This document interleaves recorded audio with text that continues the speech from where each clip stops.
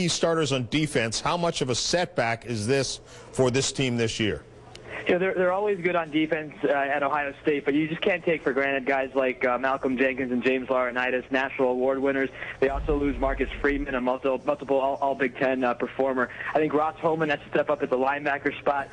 Chimdi Check was the guy that could really emerge at quarterback and kind of fill that shutdown role. I do think it helps that they get both safeties back and most of the defensive line, but I could also see guys like Dorian Bell and Corey Brown, a couple of the big-time recruits they had coming in, contribute right away. So it should be a strong defense again, but a couple of really big losses for the Buckeyes.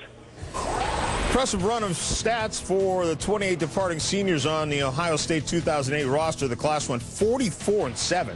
Most wins by class in school history, won 3 Big Ten titles, won 3 games against Michigan, and appeared in 3 BCS bowl games. Now, going inside the numbers with the returning quarterback, Terrell Pryor, 146.5 was his passing efficiency, which led the Big Ten.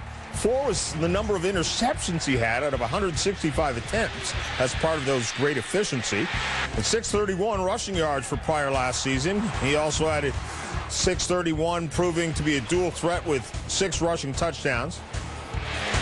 And passing touchdowns, 4 in his first career start, tying a school freshman passing record. And 4 stands for the number of touchdown passes in Pryor's first career start against Troy.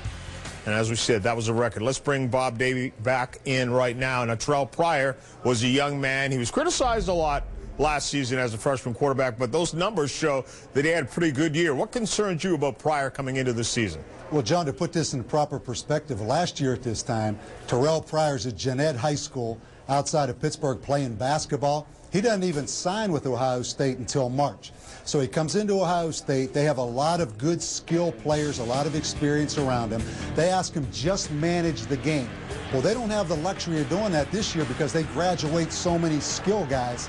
He has to win the game. The key for Jim Tressel, find out this spring and through last fall's film cut-ups, what can Terrell Pryor do best, then match the scheme with his ability. To me, Terrell Pryor throws the football better right now.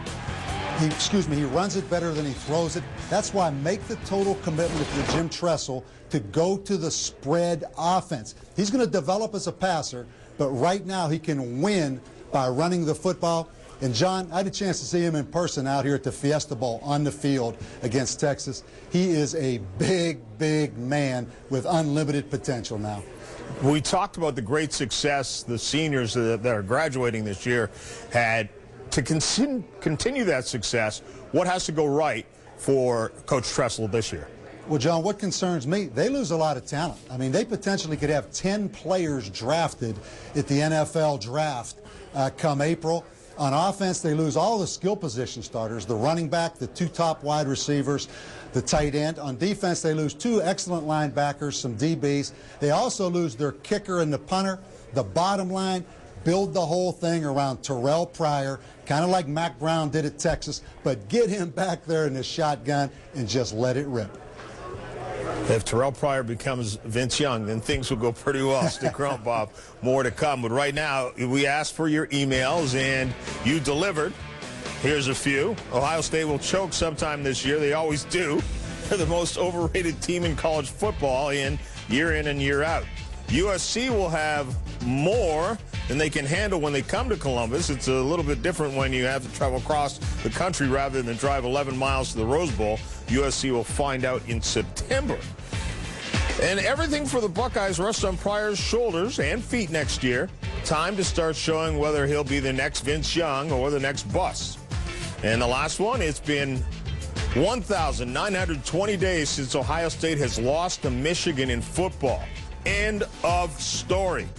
Just getting started here. Still ahead, Ole Miss.